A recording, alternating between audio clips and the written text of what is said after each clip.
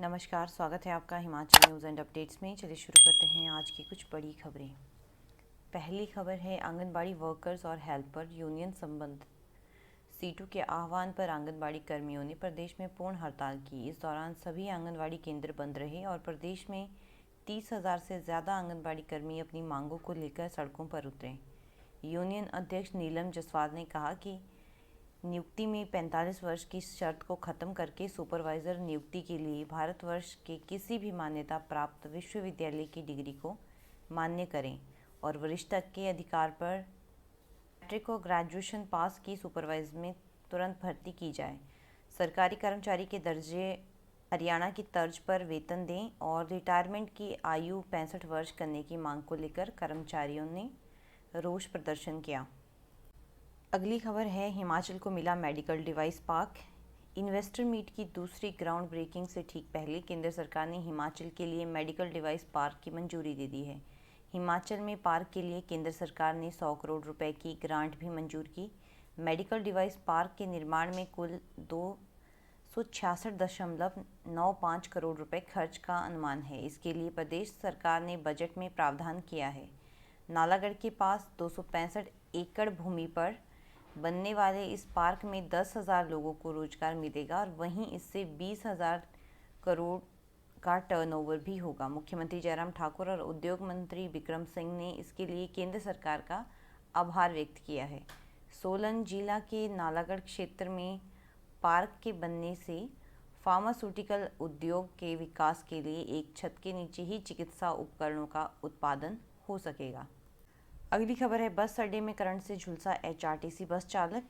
बस अड्डा सरवरी में शनिवार सुबह एचआरटीसी का बस चालक करंट लगने से झुलस गया है। बस को पीछे करते समय बिजली की तार से लग गई और इसके बाद चालक करंट लगने से काफ़ी झुलस गया। चालक को उपचार के लिए कुल्लू अस्पताल में लाया गया। तारों से बस के टायर भी जल गए और इस आग को बुझाने के लिए दमकल की टीम भी मौके पर पहुंची। अगली खबर है, 500 करोड़ के उद्योगों की रियायतें।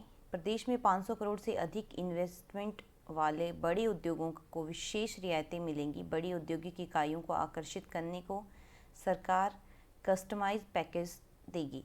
कस्टमाइज्ड पैकेज के तहत बड़े उद्योगों को विशेष रियायतें दी जाएंगी और कस्टमाइज्ड पैकेज के तहत 500 करोड़ से अधिक इन्वेस्टमेंट वाले बड़े उद्योगों को सरकार द्वारा टैक्स, जीएसटी, बिजली दरों में और ज़मीन की दरों सहित अन्य रियायतें भी दे सकती है।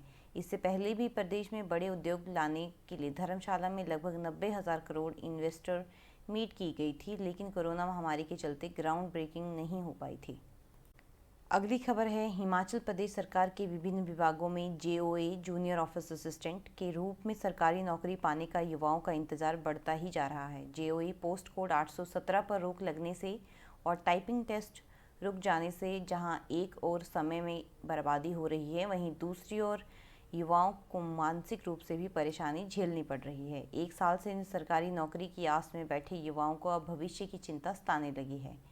हिमाचल प्रदेश कर्मचारी चयन आयोग ने 817 पोस्ट कोड के तहत वर्ष 2020 में जेओए के 1,867 पदों के लिए आवेदन मांगे थे। इसके लिए प्रदेश भर के 1 लाख से अधिक अभ्यर्थियों ने आवेदन किया था। वहीं इनमें से करीब 19,000 अभ्यर्थियों ने जेओए 817 की लिखित परीक्षा उत्तीर्ण की है, लेकिन अब टाइपिंग टेस्ट प्रक्रिया के बीच में कुछ अभ्यर्थियों द्वारा रीट किए जाने पर टाइपिंग टेस्ट बीच में ही रोक दिए गए। अब इनकी सुनवाई उच्च न्यायालय में चल रही है। इससे पूर्व जेओए के 556 पोस्ट कोड की भर्ती प्रक्रिया के दौरान भी कुछ अभ्यर्थियों द्वारा रीट करने के बाद यह भर्ती प्रक्रिया 3 साल तक चलती रही थी। अब पोस्ट कोड 556 के रिक्त पदों को 817 में मर्ज किया गया है और अभ्यर्थियों ने रीट की है। ऐसे में 817 पोस्ट कोड की लिखित परीक्षा पास कर चुके और टाइपिंग टेस्ट की तैयारी कर चुके युवाओं का इंतज़ार बढ़ता ही जा रहा है। अगली खबर है, हमीरपुर के अभिषेक का आईपीएस के लिए चयन। हिमाचल प्रदेश के जिला हमीरपुर के गलोड़ तहसील के रहने वाले अभिषेक धीमान ने लोक सेवा आयोग संग परीक्षा उत्तीर्ण की है। रैंकिंग के आधार पर अभिषेक का चयन भारतीय पुलिस सेवा अधिकारी के लिए हुआ है। यूपीएससी परीक्षा परिणाम में अभिषेक धीमान की रैंकिंग 374 रही है। अभिषेक वर्तमान में बतौर एचएएस अधिकारी शिमला में ट्रेनिंग कर रहे हैं। इससे पूर्व खंड विकास अधिकारी के पद पर नंदखड़ी से में अपनी सेवाएं दे चुके हैं। ग्राम पंचायत नारा के गांव रटेड़ा के रहने वाले अभिषेक धीमान के पिता आरसी कौंडल लोक निर्माण विभाग में एसडीओ के पद पर सेवानिवृत्त हुए हैं, जबकि माता इंदिरा रानी स्कूल लेक्चरर हैं।